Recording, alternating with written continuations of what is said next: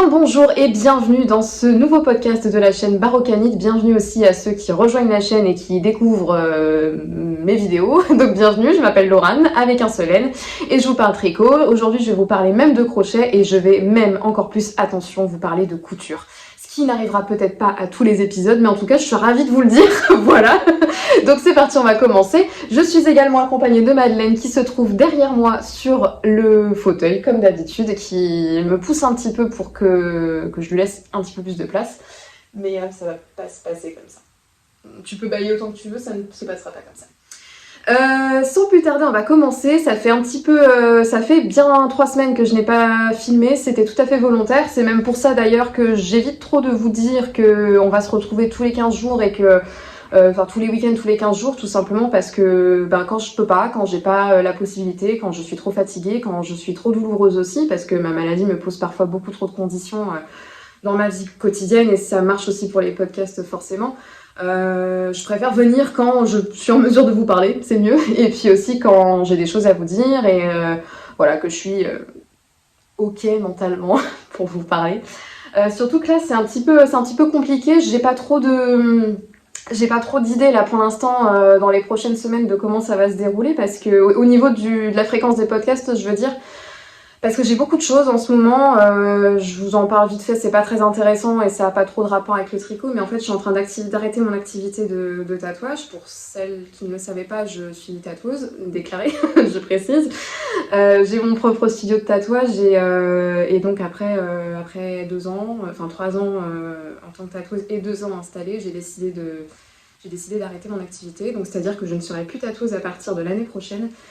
C'est un choix complètement volontaire et réfléchi, mais en particulier à cause de mes problèmes de santé, avec lesquels je jongle depuis plus de 20 ans, donc bon, ça change rien, mais le fait est qu'aujourd'hui, la gravité de la maladie fait que je ne peux plus continuer dans cette activité-là. Voilà, donc de toute façon, ça serait autre chose, ça serait pareil.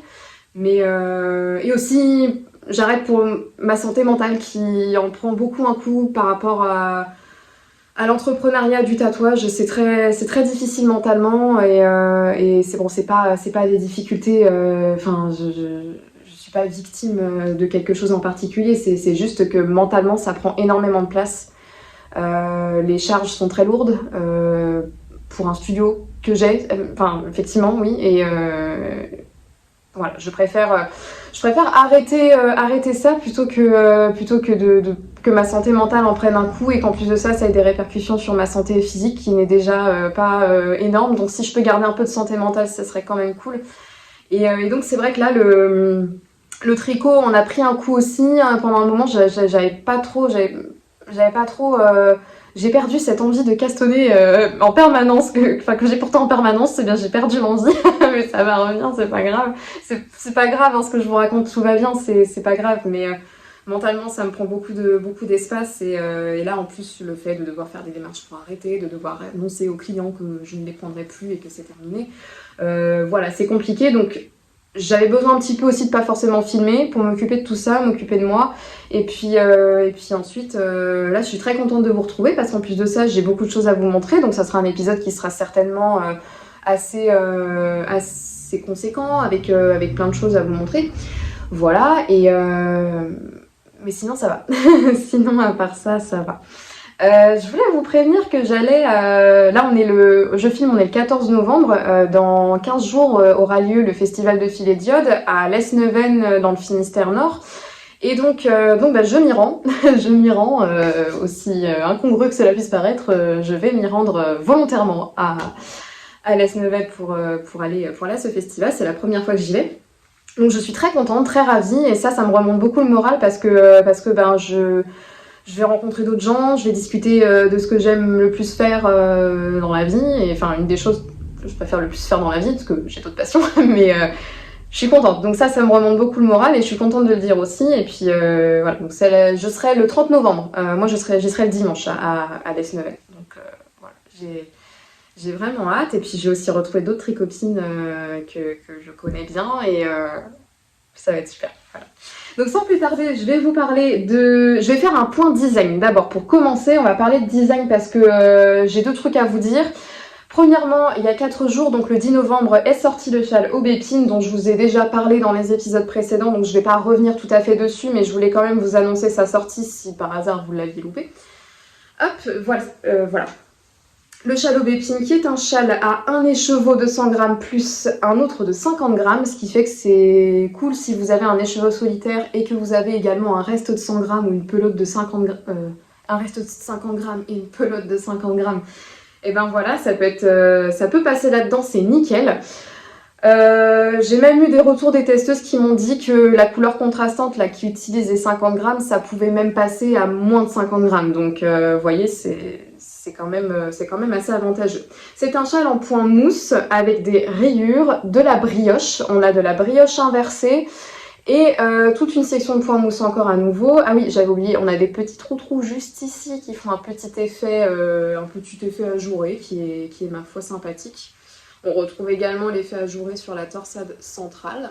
Voilà, et à la fin nous avons un rabat en picot qui fait un petit peu comme des petites vagues, donc c'est-à-dire que le picot il n'est pas tout à fait ressorti comme sur certains châles que j'ai. Par exemple, je pensais au Winter Song de... Je regarde là-bas parce qu'il est là, mais vous ne le voyez pas. Je pensais au Winter Song de Nadia Crétin-Lechen qui a des picots également, et eux les picots ils sont un petit peu plus longs dans la bordure du châle, alors que là c'est vrai qu'ils sont plus rapprochés et un petit peu plus petits, ce qui fait que ça fait un petit peu comme des vagues, c'est sympa. Je sais qu'il y en a beaucoup qui n'aiment pas forcément faire le rabat en picot, moi non plus, mais on va pas se mentir que l'effet est très joli. Voilà. Il est assez grand, il est assez profond, il s'étend très très bien à cause du point mousse. C'est un châle que je n'ai pas trop bloqué volontairement pour ne pas étirer la brioche et la déformer, parce que ça sert à rien, et ça serait bien dommage, donc voilà. Et donc il est sorti le 10 novembre et j'ai été très contente de l'accueil que vous lui avez fait, c'est super gentil. J'ai déjà vu mes tricopines en particulier qui ont déjà monté le châle et c'est vraiment trop cool, je suis très très contente. J'ai dû sortir 2 petites mises à jour le lendemain de la parution du patron, tout simplement parce qu'il y avait une coquille dans la mise en page, mais également dans le nombre de répétitions de la brioche, c'est-à-dire qu'au lieu de répéter la brioche 2 fois, on devait répéter 3 fois. Enfin, je passe les détails parce que c'est pas très... Enfin, on s'en fout, mais c'est juste pour dire que malgré les relectures en test et tout ça, et ben, il y a toujours des trucs qui passent à la trappe, et même moi qui relis parfois plusieurs fois le patron, et ben, ça passe à la trappe aussi, et donc bah, merci aussi pour vos retours bienveillants par rapport à tout ça. Sachant que le test de ce patron il n'a pas été évident parce que non seulement j'ai eu un petit peu de déconvenue, donc je vais passer à autre chose parce que c'est pas ce que j'ai envie de retenir, donc voilà. Mais voilà, je voulais juste vous dire qu'il était sorti et donc il est disponible sur Ravelry. Je vous mettrai le lien en description si vous le souhaitez, enfin le lien de ma page Ravelry, enfin ma page design Ravelry. Et voilà, donc c'est un très très chouette châle à nouer autour du cou, donc voilà, ça fait un petit effet chèche. Tac. Voilà. Et puis que vous pouvez mettre aussi autour de vos épaules. Vraiment, il est polyvalent pour le peu de métrage qu'il y a. Pour un châle à un écheveau plus 150 grammes, je trouve que c'est vraiment très très avantageux. Hop, donc celui-ci, il n'est pas pour moi. Il n'est pas pour moi, il est pour ma sœur. Donc il partira à sa destinataire dans les prochaines semaines. Donc ça, ensuite, deuxième point design vite fait, les chaussettes festival, anciennement chaussettes glace à l'eau, si vous savez un petit peu, voilà, les chaussettes festival, donc qui sont entrées en test tout juste hier. Voilà, un test qui va durer 15 jours, donc qui s'arrête le 27 novembre pour une sortie de patron le 28. Ou alors fin de test le 26 et sortie le 27, je sais plus, voilà.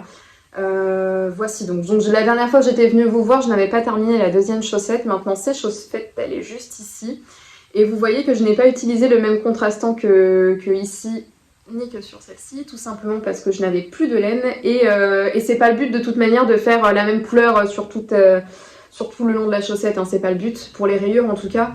Le but du patron, c'est plutôt d'utiliser vos petits restes de 10 grammes dont vous savez pas trop quoi faire. Et moi, en l'occurrence, bah, ça m'a bien été utile. Et voilà. Donc ici, c'était un reste que j'avais utilisé. Ça vient de mon châle iris. C'était le contrastant, le chardon et le tartan.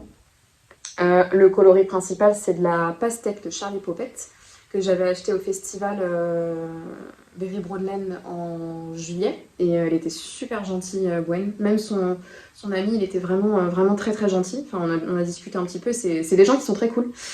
Voilà, on a des petites noppes là qui sont ici, ça c'est pareil, c'est un reste, des restes qui me saoule un petit peu et que j'en ai marre de voir parce que je sais pas comment faire. Donc c'est passé dans les petites noppes que j'ai mises tout le long de la dentelle, donc il y a 2 répétitions de noppes. On a donc la dentelle, voilà, ça déroule le pied. On a ensuite une torsade, un jeté et un jeu de diminution tout le long de la cheville pour démarquer un petit peu le jersey quoi, qui se fait en rond. Et là, pour terminer, j'ai utilisé un reste. Alors c'est pas un reste, c'est un échantillon de Physalis Koshka qu'elle m'avait envoyé quand j'avais commandé, quand j'avais fait une commande là récemment pour le Knitwitch. Elle avait laissé un petit échantillon de 10 grammes qui est bien utile pour faire des petites rayures comme ça. Donc bah là, c'était parfait. Puis ça va bien dans les couleurs. Voilà. Donc j'ai un petit morceau de Physalis Koshka. Oh, Koshka, pardon. Désolée Anne. Hein. Dans mes chaussettes. Voilà, dans mes chaussettes festival qui sortiront fin novembre. Voilà, on va passer maintenant au projet terminé et je vais pas vous faire attendre plus longtemps parce que vous l'avez remarqué. Je porte enfin mon apoplistra de Unwind Knitwear qui est un patron de pull en jacquard. C'est tout du jacquard tout le long du corps. On a une bordure en côte normale. J'ai un petit peu modifié le patron, je vais vous en parler, même si j'en ai déjà parlé dans les 2 précédents podcasts, mais là on va pouvoir un petit peu se prendre un temps et parler de tout ça. Je sais pas, ça klaxonnait, donc je suppose que la personne n'est pas contente.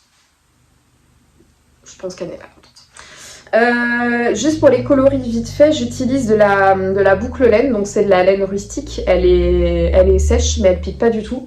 Moi, je la supporte très bien. Ici, on a le coloris malachite, on a le coloris jus de citron pour le jaune, et puis le bleu clair, c'est du face cachée de l'iceberg, comme je l'ai dit. Et voilà, donc c'est un patron que j'ai terminé il y a 15 jours. 10-15 jours, ouais non, 15 jours. Et j'ai pas encore eu le temps de faire la photo, donc j'espère bientôt pouvoir la mettre en ligne sur Instagram. Donc c'est un patron tout en jacquard, on a du jacquard en 3 couleurs, ce qui fait que c'est pas forcément un patron facile d'accès pour les débutants en jacquard. C'est pas vers ce pull là que je recommanderais d'office de commencer le jacquard. Ce sont des intellectuels. Voilà, et puis bah, c'était long. C'était un petit peu long sur la fin quand même. Parce que c'est vrai que les manches aussi sont en jacquard.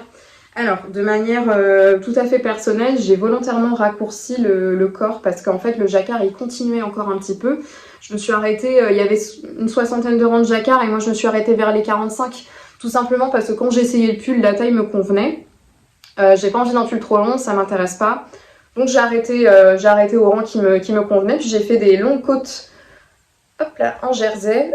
Non, j'ai directement commencé sur des... Oui, parce que dans le patron, vous avez le jacquard. Ensuite, vous avez une bande de jersey en rond, et ensuite des longues côtes. Donc effectivement, le pull est long. Là, ce que j'ai fait, je me suis arrêtée au rang de jacquard, et j'ai directement attaqué les côtes. Donc, tout le monde est content, moi ça me va très bien.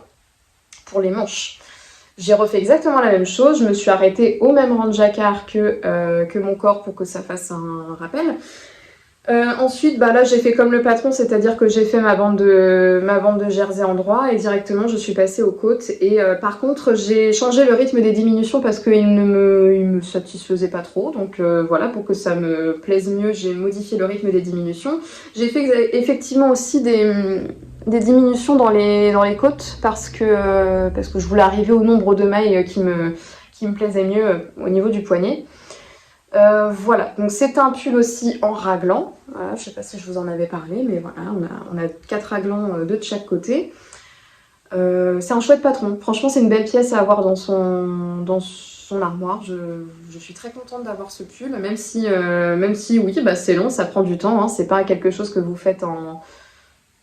Je pense qu'il y a des gens qui le font en un mois, mais quand vous êtes multi en cours, je suis pas sûre que ce soit possible. À moins de tricoter la nuit ou ouais, les yeux fermés, je ne sais pas. Mais moi j'ai mis 2 mois et demi pour le faire. J'ai commencé fin août et je l'ai terminé toute fin octobre. Ouais, c'est ça, un truc comme ça, donc 2 mois, ouais. Et voilà tout ce que j'ai à dire. Alors j'ai juste une petite déception, mais là c'est vraiment juste c'est moi, ça c'est pas du tout la faute de qui que ce soit, c'est vraiment moi. J'aurais vraiment dû augmenter d'une taille d'aiguille pour le jacquard dans les manches parce que je me sens un petit peu serrée. Et ça serre un peu au niveau des bras, donc c'est pas très confortable. Je comptais un petit peu sur le blocage pour détendre un petit peu ça, mais force est de constater que ce n'est pas le cas. Et bah tant pis. C'est pas grave parce que de toute façon je n'allais pas défaire. Donc c'est pas... Bah tant pis. Voilà. J'ai un jacquard de manche qui est un petit peu plus serré que le reste de mon jersey. Et j'ai pas très envie de leur bloquer pour redétendre les mailles. Et de toute façon je suis pas sûre que ça fasse quelque chose de plus. Voilà, c'est juste ma petite déception parce que ici là mon jacquard il est très souple. J'ai pas du tout changé la taille d'aiguille. Il est très souple mais par contre ouais j'ai resserré ici et c'est... J'ai pris la même taille d'aiguille, alors soit ma tension elle a changé entre temps, soit bah, le fait que ce soit des manches c'est plus difficile, je sais pas. Je sais pas, parce qu'il y a du jacquard à 3 couleurs comme je le rappelle. Voilà, bon, de toute façon je vous le dis, mais c'est pas en vous le disant ni en vous en parlant que ça va changer quelque chose, donc voilà, j'ai un pull avec des manches un peu serrées, c'est pas grave, tant pis. C'est tout ce que j'ai à dire pour ce patron. J'ai fait la taille XS, je les ai tricotés en 3,25, voilà. Voilà. Et puis bah, c'est un patron que vous pouvez retrouver sur Ravelry. C'est un patron anglais, voilà. Il fait un petit peu sombre. Je change de sujet, mais je me fais la réflexion en voyant mon faciès un petit peu assombri dans l'écran. Mais en fait, il fait pas très beau et j'avoue que, en général, la pièce est beaucoup plus lumineuse quand il y a du soleil. Mais là, c'est vrai que je suis un petit peu sombre. Bon, alors ensuite on va passer à autre chose. On va passer au bonnet Velvet, encore une fois, mais c'est la dernière fois que je vous en parle. Voici le bonnet Velvet que j'ai fait pour Henri, mon compagnon, qui est très content d'avoir son bonnet.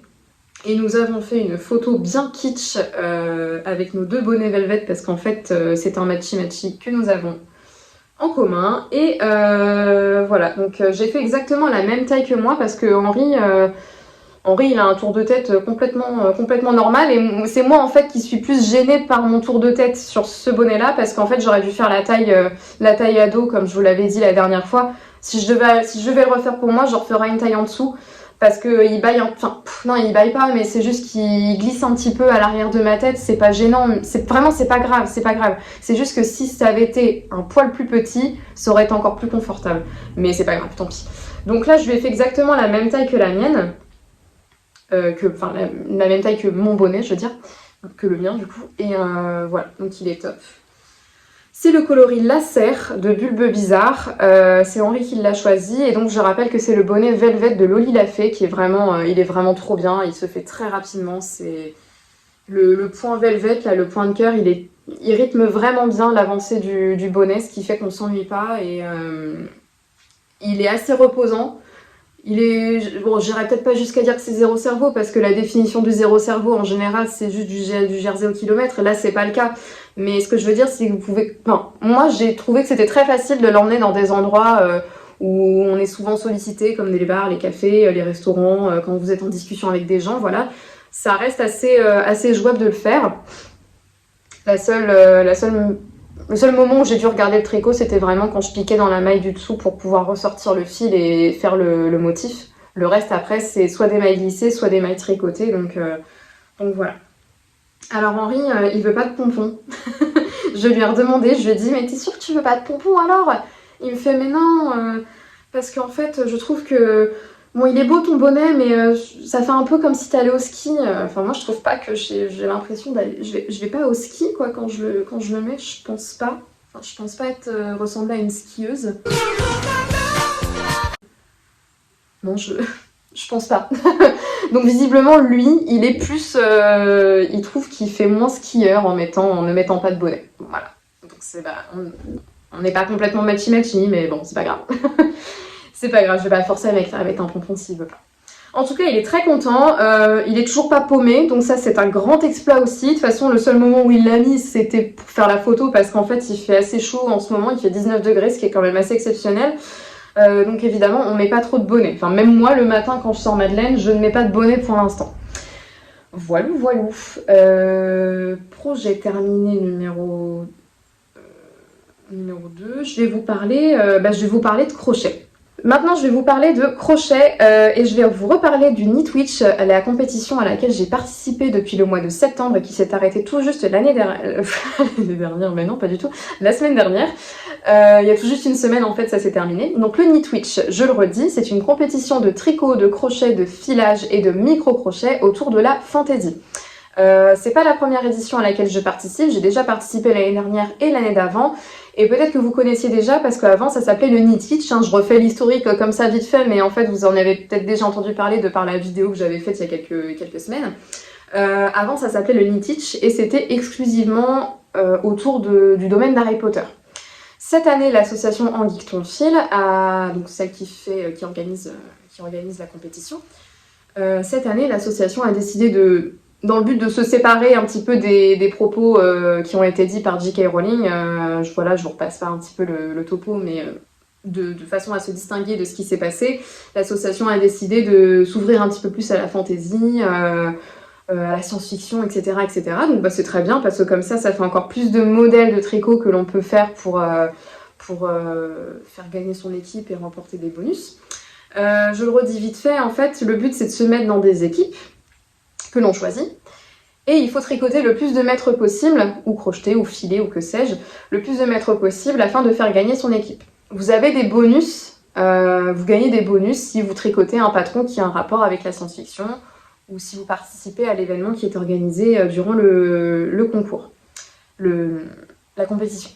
Donc là, tous les ans, ils organisent un MCAL, donc il y a un Mystery Knit Along et un Mystery Crochet Along, et j'avais participé il y a 2 ans avec Croche Tamaï qui avait fait le design de crochet il y a 2 ans, et je m'étais trop bien amusée. L'année dernière, je ne l'ai pas fait par manque de temps, mais cette année, je l'ai fait. Donc j'ai pris mon crochet, j'étais super contente de pouvoir... Enfin, je trouve ça cool en fait de faire J'avais pas envie spécialement de faire le MCAL au tricot, tout simplement parce que je trouve que c'est encore plus cool de se challenger avec du crochet. Je fais vraiment confiance aux designers qui sont choisis pour faire les MCAL au crochet durant la compétition, parce que je sais que je vais apprendre de nouvelles techniques et que ça va être super intéressant. Donc cette année, j'espère que j'ai bien expliqué tout ce qui s'est passé, parce que j'ai vraiment l'impression parfois de me comprendre et de pas être comprise par les autres. Donc j'espère que j'ai bien expliqué l'historique de la compétition. Au pire, vous pouvez aller voir sur le site d'Anguille Ton Fils, ça sera encore mieux expliqué que moi. Cette année, le MCAL, donc Crochet Along, a été organisé par Maison Maker, qui est une super crocheteuse, micro-crocheteuse à la base. Elle fait du micro-crochet et c'est super ce qu'elle fait, donc je vous conseille vraiment d'aller voir sa page Instagram, sa boutique, etc., etc., parce que vraiment elle fait des très belles choses. Donc cette année, c'est Angèle qui a été choisie pour faire le MCAL. Et j'ai vraiment été très contente de participer parce que j'ai vraiment découvert plein de techniques et voilà, je vais vous en parler. Donc le fameux modèle qui a été dévoilé la semaine dernière, c'est des mitaines, voilà. Le patron s'appelle Sage Épopée aux effluves boisées et vous allez comprendre pourquoi. Juste ici, on distingue une tête de cerf, donc vous avez les bois là, juste là, puis vous avez la tête ici. Et ça, je trouve ça génial parce que dans mon inconscient ou pas, je sais pas, j'imaginais pas pouvoir faire des motifs en crochet. Enfin, je fais plus de tricot que de crochet évidemment, donc c'est sûr que j'ai plus matière à me projeter sur le tricot plutôt que le crochet. Mais vraiment, c'est super quoi. C'est super le travail de... En fait, c'est un jeu de bride arrière, bride en relief arrière et puis en avant aussi. On a des diminutions, on a des demi-brides, enfin franchement c'est tout un panel de techniques vraiment sympa. Et là vous voyez ici on a le gousset qui se dessine en torsade, franchement c'est top. Mais je vais vous les passer, vous allez voir. Donc on a une mitaine droite, une mitaine gauche. Hop. Et puis moi elle me va nickel, hein, c'est top. Apparemment, paraît-il que mon modèle est un petit peu plus grand que ce qui devrait être, normalement. Mais moi, ça me va très bien que ça m'arrive jusqu'ici. Hein. Voilà, vous voyez, il est magnifique. Et là, vous voyez un petit peu plus le jeu de torsade qui se dessine. Là, c'est trop beau. Franchement, c'est top. Là, on a une belle bordure finale. C'est génial, franchement c'est trop cool. Donc je vous avais montré pour le premier podcast que j'avais fait en parlant du MCAL, on était juste à la manchette là ici, donc vous voyez le travail qui a été fait, c'est super. Franchement bravo à Angèle parce que non seulement je me suis bien amusée, et en plus son design il est super, c'était son premier design et franchement je doute absolument pas que ses prochains seront top. Et je dis pas que ces prochains modèles ne viendront pas sur mon crochet à l'avenir parce que c'est vraiment sympa. Le coloris, c'est Yunobo de Physalis Koshka. Et c'est pareil, elle aussi, je vous conseille vraiment d'aller voir sa boutique en ligne qui est sur Etsy. Vous pouvez également aller voir sur son Instagram, hein, tout est indiqué. Puis elle vous montre également les coloris qu'elle fait. Voilà, c'est un très beau bleu turquoise avec du orange, du rouille, du cuivre, jaune. C'est des couleurs que j'aime beaucoup. Et qui me vont bien aussi au niveau du teint, soit dit en passant.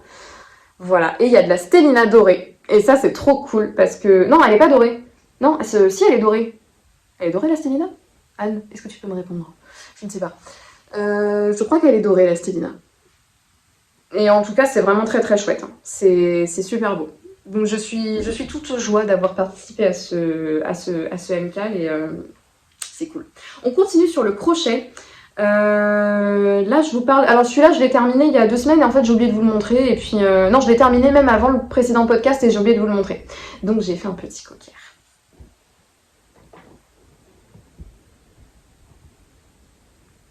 Ah, ce n'est pas un jouet, ce n'est pas pour toi Madeleine, tu veux t'en aller? Voilà, donc j'ai fait un petit cocker tout marron qui est trop chou. Et ça, c'est un modèle que j'ai trouvé sur Etsy. Alors, le nom du modèle, c'est Sophie the Spaniel Cocker. Donc, c'est un modèle en anglais. Et j'ai utilisé une pelote de reste. Oh, c'est dommage qu'elle soit partie parce qu'elle me tenait chaud au dos. Ça me faisait du bien. Ça m'évitait de mettre ma bouillotte à chaque fois. Moi, j'ai très mal au dos, forcément. Madeleine, tu veux pas revenir? C'est nul. C'est un modèle en anglais et j'ai utilisé une pelote de reste d'alpaga. Et cette pelote d'alpaga, je l'avais utilisée pour faire le col Ithaka de Audrey Borrego que j'avais fait l'année dernière et voilà. Donc que dire de plus à part qu'il est trop chou. Ça se crochette en crochet étroit, donc voilà. J'ai un petit peu galéré à mettre les patounes là parce que c'est pas évident. Hein. Franchement, c'est dur de mettre les éléments enfin les éléments, je veux dire, de les crocheter, de les coudre, voilà, enfin bref, tout ce que vous voulez, je trouve ça difficile, voilà, c'est dur, j'aime pas ça. Mais c'est quand même cool de voir un petit peu comment ça... Alors il tient debout, enfin il tient assis tout seul, là je sais pas trop comment vous le mettre, mais il tient, voilà, il tient comme ça, et c'est trop chou. Je sais plus quel est le nom de la créatrice, donc je vous le mettrai, mais franchement il a un petit nœud derrière. Donc moi je trouve ça cool parce que j'ai... comment dire, c'est pas mon cocker mais je le considère un peu comme mon cocker parce que j'ai grandi avec lui, hein, c'était mon cocker d'adolescence jusqu'au bout. Ça me fait penser à Jules, mon petit cocker d'amour qui a 14 ans bientôt et avec qui j'ai grandi et qui est resté chez ma maman forcément, donc voilà, je l'ai fait aussi pour ça, donc je suis très contente. C'est tout pour le crochet. Je vais vous parler de couture vite fait, j'en ai pas pour longtemps et après je vous parle de mes projets en cours. J'espère que je vais avoir le temps de tout faire dans la même vidéo parce qu'en fait il est bientôt 16h30 et on doit sortir Madeleine avec Henri, donc on verra. Peut-être que ça se fera en 2 fois, mais j'arrive, je vais vous montrer ma petite cousette si j'arrive. Donc je suis super contente de vous parler de couture, tout simplement parce que je vous en avais parlé la dernière fois, mais je reviens de très loin en ce qui concerne la couture. Parce que mes exploits couturiers se résument à une banane slip que j'avais, qui est complètement involontaire de ma part. Donc voilà, j'ai une banane slip. Ensuite, j'avais fait une jupe, j'avais fait un pantalon et lui en fait, il est complètement gâché parce que je n'ai pas réussi et j'ai complètement foutu en l'air le tissu, ça va pas. J'avais voulu faire une robe, c'est pareil, ça n'a pas marché. Et en fait, je viens de me rappeler que j'avais cousu à l'anniversaire de mon compagnon, je lui avais cousu un slip. Donc voilà, il est très content, il est très réussi. Voilà, visiblement, parce que ma banane elle est très bien, mais elle ressemble à un slip. Et en fait, je pense que je n'arrive à coudre que des trucs qui ont un rapport avec des sous-vêtements, visiblement. Donc je ne sais pas, peut-être qu'on en revient toujours à la même chose, je ne sais pas. Bref, donc je suis contente de vous parler de couture. Non pas que je voudrais que ma chaîne bifurque vers le domaine de la couture, mais en tout cas, je suis contente de vous en parler. Donc, j'avais acheté... Alors, C'est de la faute de Louise. C'est de la faute de Louise, gentille aiguille, qui a parlé l'autre jour qu'il y avait des tissus pas chers sur Ikati. En fait, c'est des tissus qui sont bradés parce qu'ils ont des petits défauts. Et en fait, bah moi, j'en ai eu aucun. Donc, c'est vrai que ces tissus-là, ils sont peu chers au mètre en raison de ces défauts-là. J'en ai acheté un. Il en restait, c'était celui qui restait de toute façon. Et il est trop beau. Donc, j'ai craqué dessus et je l'ai pris. Et je me suis cousu une blouse. Voilà, je me suis cousu la blouse d'Estelina, donc c'est la blouse Woman, qui est une blouse cache-cœur. Donc vous voyez là ici, là il y a une espèce de couture qui fait la délimitation du devant. Et hop là, et on a la couture du cache-cœur ici. J'ai eu énormément de problèmes avec cette cousette. Je ne dis pas qu'elle ne s'est pas fait sans insulte. Ça c'est vraiment vous mentir de dire que j'ai été une sainte pendant cette couture, parce que c'est pas vrai.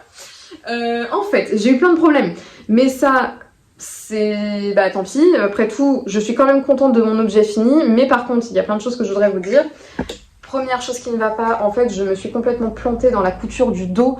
Normalement, j'aurais dû faire ça au pli, et en fait, j'ai cousu les dos séparément, enfin, j'ai découpé les dos séparément. Mais en fait, j'ai été un petit peu induite en erreur à cause du patron, parce que dans le patron, elle met le plan de découpe. Donc, c'est-à-dire qu'elle vous explique comment placer vos différentes pièces sur le tissu pour pouvoir économiser du tissu. Et en fait, il y avait 2 fois le dos. Et moi, j'ai pas réfléchi, j'ai mis 2 fois mes pièces de dos, et en fait, alors qu'il fallait les coudre au pli. Bon, en fait, ce que j'ai dû faire, c'est que j'ai dû les coudre, hein, donc j'ai fait un surjet. J'ai surjeté ici, là, et puis, ça se voit pas, hein. C'est pas très grave. Ensuite, tiens, j'ai des fils que j'ai pas coupés. Ensuite, ici, là, j'ai un petit peu bouffé dans le tissu à cause du ciseau parce que, en fait, j'ai remarqué que ce tissu, il était un petit peu fragile. Il est très bien, il est bien, mais il est fragile parce qu'en fait, il y a certains moments où je m'étais trompée, j'ai dû découdre et puis, en fait, ça a un petit peu abîmé le tissu et ça a fait des espèces de rainures blanches, de traits blancs dans le tissu et... là notamment ça l'a fait et ça a même un petit peu déchiré. Donc voilà. Donc, pourtant j'ai fait attention mais je suis un petit peu deg. Sinon le devant il est super. Le devant j'ai vachement bien réussi. Je me suis un peu cassé la tête parce que je comprenais pas le patron. Je me suis jamais autant sentie aussi teubée devant un patron de couture. Mais en fait je crois que devant tous les patrons de couture je perds au moins 15 points de QI quoi. Enfin je pense. Je me suis jamais autant sentie comme devant des patrons de couture. Pour être très honnête avec vous. Non mais voilà. Donc je comprends pas, j'arrive pas à comprendre, il y a des trucs que je comprends pas et je me dis mais attends mais... Je sais pas, c'est pas aussi instinctif que dans le tricot. Mais du coup c'est bien parce que comme ça j'ai des choses à apprendre. Ensuite je me suis trompée au niveau des manches. En fait je me suis plantée dans ma boutonnière non seulement au moment où j'ai voulu découdre ma boutonnière sachant que j'avais mis une petite épingle pour empêcher mon décou vite de partir trop loin. Du coup il a quand même décidé de partir à l'autre bout du bouton, enfin le bout de l'ouverture quoi en fait, et puis en fait j'ai planté et puis j'ai pas senti ma force et puis c'est parti et ça a dézingué ma boutonnière, ce qui fait que j'ai dû faire un point à la main pour refermer le machin. Du coup je sais pas où il est. Ouais. Vous voyez, ça se voit même plus, donc ça veut dire que j'ai bien réussi mon boulot. Mais le problème, c'est que mes boutonnières, elles sont trop loin dans le tissu. Ce qui fait que quand je veux serrer, eh bien, je me retrouve à être un petit peu rikiki juste au niveau du poignet. Alors, non pas que j'ai des poignets très épais, mais si je pouvais éviter de les rendre encore plus petits que ça, en les atrophiant avec mon manchon, là, ça m'arrangerait. Voilà. Bon, en tout cas, je suis très contente de ma blouse, elle est vraiment très jolie, et puis surtout, je suis fière de moi. Donc ça, c'est l'essentiel qu'il faut retenir dans cette couture, c'est que j'ai beaucoup de fierté, parce que franchement, je reviens de loin, et quand je me suis acheté une machine à coudre, je pensais pas que c'était à ce point-là difficile, et aussi... En fait, dans la couture, il y a énormément de choses à faire et c'est très fastidieux. Et je pensais pas que c'était à ce point fastidieux. C'est peut-être une erreur très naïve de ma part, mais j'ai pas trop de couturières dans ma famille. Hein. J'ai plus des tricoteuses et des crocheteuses plutôt que des couturières. Donc voilà. Enfin, ma mère, à part avoir fait des doubles rideaux, voilà, j'ai pas trop d'exemples quoi pour me montrer la réelle charge de travail qu'il y a quand on fait une couture. Donc c'est top et en fait finalement j'ai acheté d'autres tissus et je vais faire d'autres trucs parce que j'ai vraiment envie de me remettre dedans. Et puis à petite dose parce que ça me provoque, ça aggrave beaucoup mes douleurs la couture, donc c'est compliqué. Mais voilà, je suis très contente. Eh bien écoutez, on va passer à mes projets en cours à présent. Je m'attends à tout moment à recevoir un message de mon compagnon qui va me dire t'es où. Alors, je vous parle d'un châle. Je vous parle d'un châle que je suis en train de tricoter. C'est un châle de Même les Anges Tricotent, Laetitia. Il s'agit du châle Au coin du feu d'Édimbourg, qui a été designé pour le calendrier de l'Avent de l'année dernière. C'était le calendrier Outlander de Ludivine Arcoiris Yarns, que j'étais super contente d'avoir l'année dernière. C'est un calendrier alors en fait, l'année dernière, Ludivine, elle avait proposé un calendrier, donc c'est des mini de 20 grammes. Il y avait deux calendriers en fait. Il y avait un calendrier avec 24 mini et un calendrier avec 12 mini.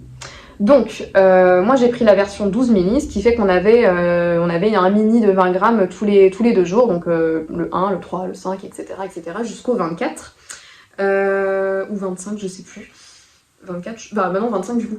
Et voilà, donc on pouvait, avec ces écheveaux-là, on pouvait tricoter soit le châle, Au coin du feu d'Édimbourg, que je vous mettrai une photo juste ici, ou alors on pouvait, avec le calendrier de 24 mini, on pouvait tricoter donc soit le châle, ou alors la grande étole qui a des manches, voilà. Mais dans tous les cas, j'étais très contente de pouvoir réaliser le châle, parce qu'en fait c'était celui que je préférais. Je vous montre à l'envers ou pas là? Non.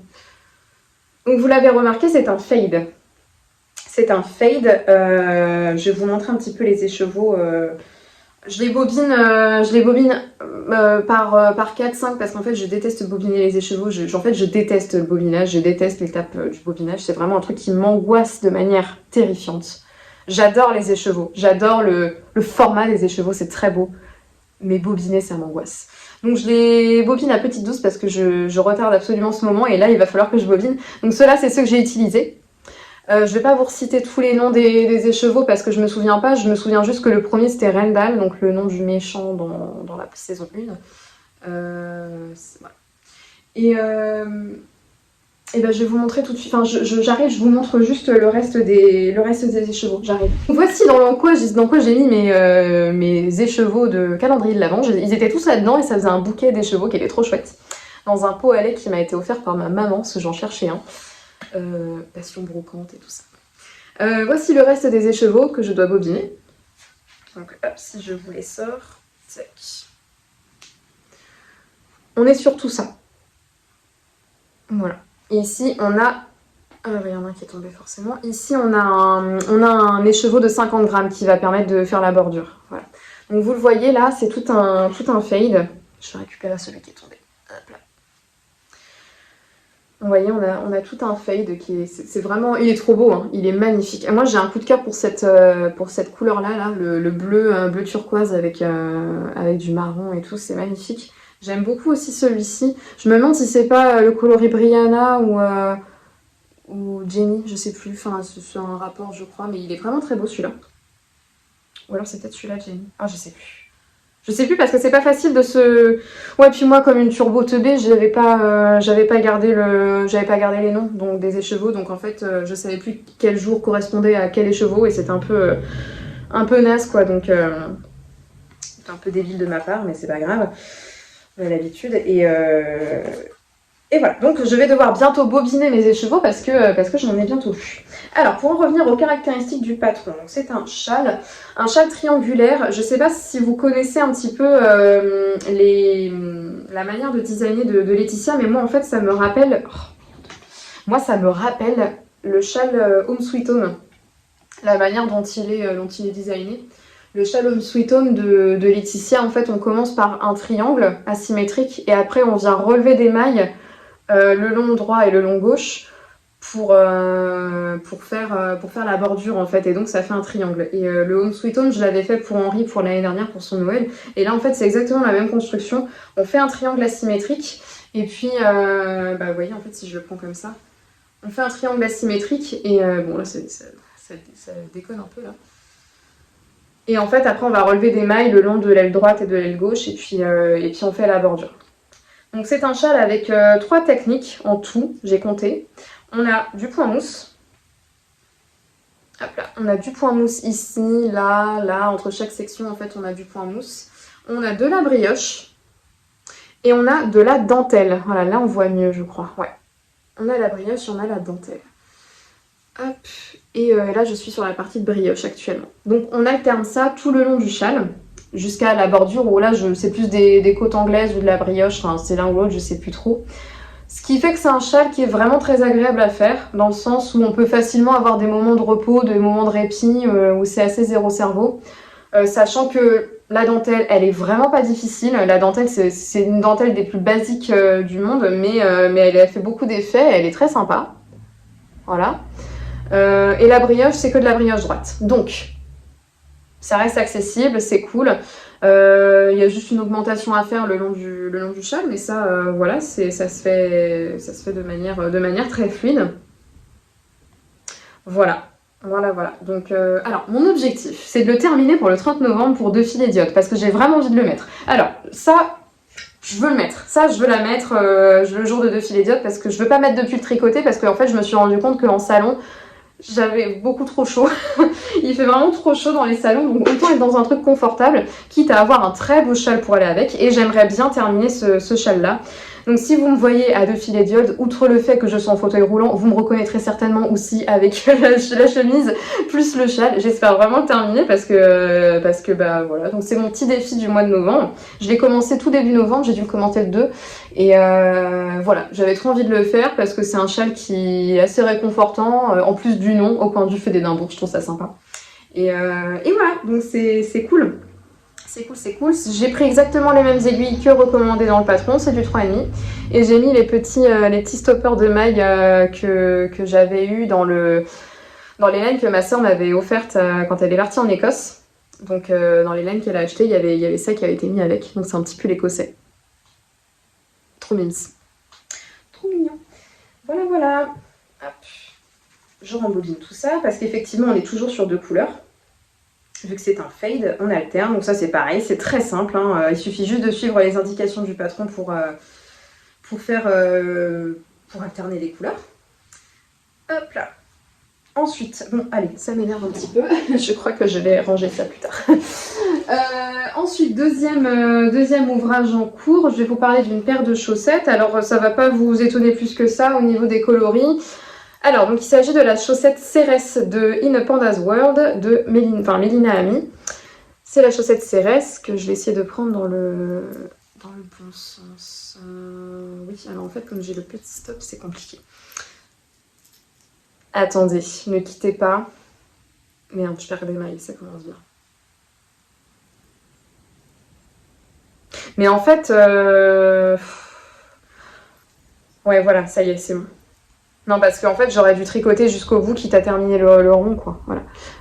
Donc vous voyez, c'est une... Ah, on commence à vraiment de moins en moins bien voir. C'est une chaussette avec une petite torsade qui est un petit peu noyée dans le motif, c'est bien vrai. Limite, le point velvet, il rend vraiment mieux dans ce coloris-là. Donc c'est le coloris Campervan de Tricot et Stitch.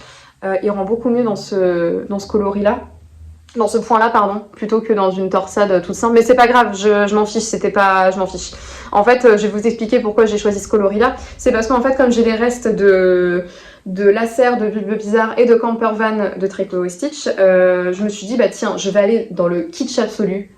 Après avoir fait le matchy de bonnet Velvet, je vais faire une paire de chaussettes avec les laines que j'ai utilisées pour mon compagnon et les laines que j'ai utilisées pour mon propre bonnet.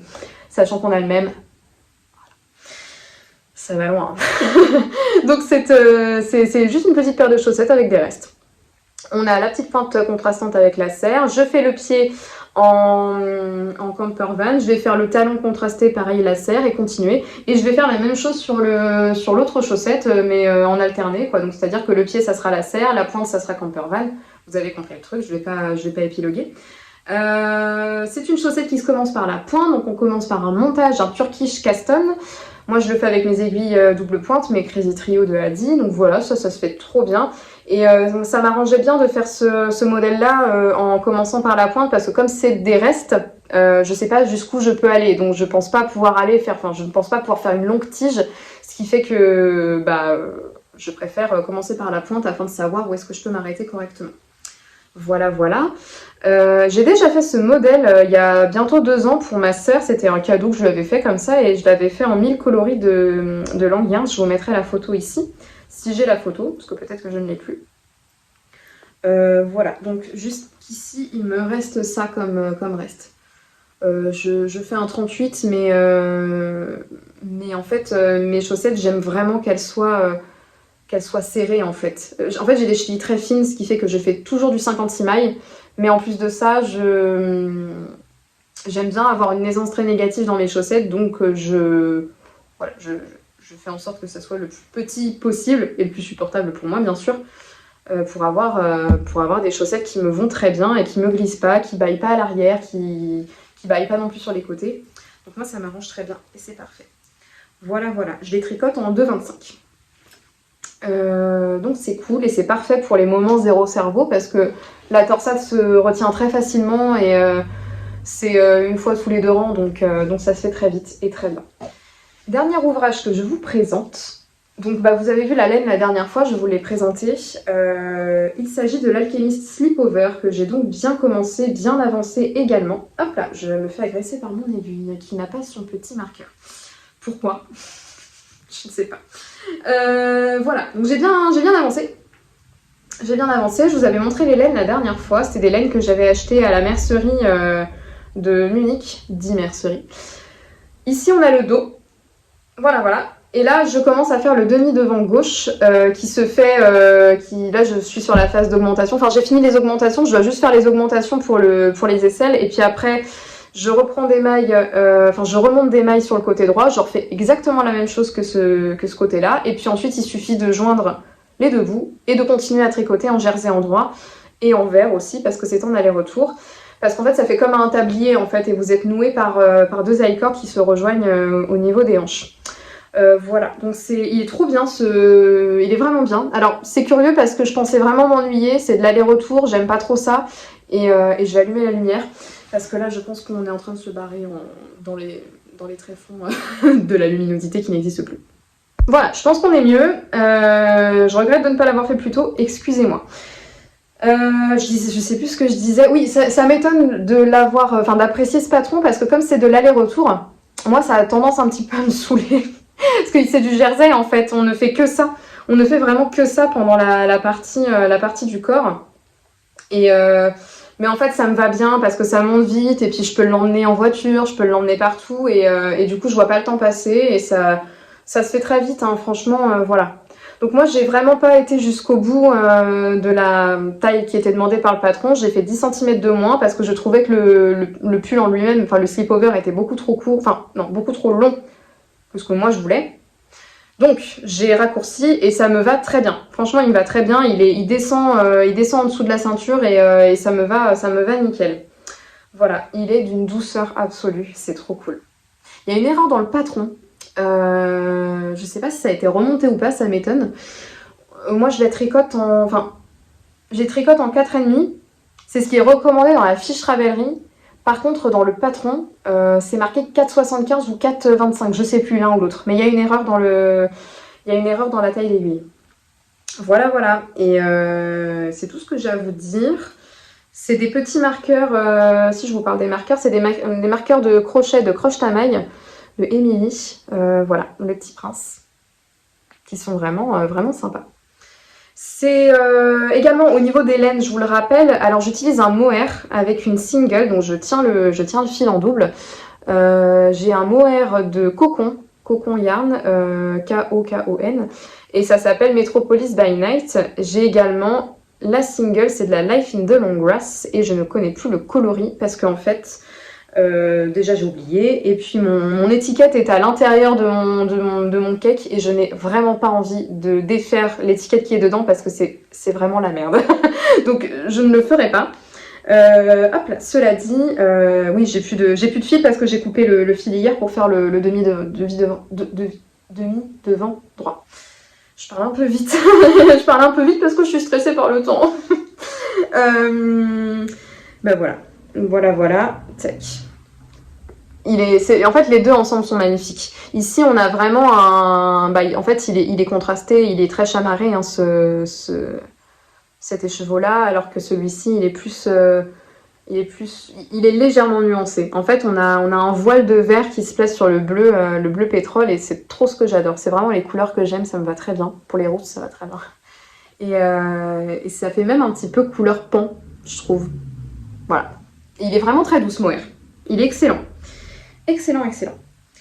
Voilà, voilà. Je pense que c'est tout pour mes tricots. Oui, j'ai terminé de vous présenter tout ce qu'il fallait. En fait, là, je suis très raisonnable au niveau des projets en cours. Vous l'avez remarqué. J'ai un petit peu la Triforce qu'il me faut parfaitement et que j'ai en général. Donc, c'est-à-dire un pull, du moins un vêtement, un châle et une paire de chaussettes. Ça me va vraiment bien pour aller partout où je veux et aussi avoir des projets assez polyvalents qui me stimulent bien le cerveau, mais de manière très raisonnable. Donc voilà, c'est ma petite Triforce, un pull, un châle, une paire de chaussettes, c'est parfait. Voilà, c'est tout ce que j'ai à vous dire. J'espère que cet épisode vous a plu. Je ne sais pas si je vous reverrai dans 15 jours, parce que dans 15 jours, il y aura 2 filets d'iode. Voilà, donc... Si vous me croisez là-bas, je serais très contente de vous rencontrer aussi. Et puis d'ici là, je vous souhaite une belle semaine, un bon mois de novembre. Si on se revoit pas d'ici là, j'espère quand même, ça serait cool. Mais voilà, peut-être un vlog, peut-être un petit vlog, je ne sais pas. Je vous souhaite une bonne semaine, à très bientôt. Et puis bon tricot à vous. Salut!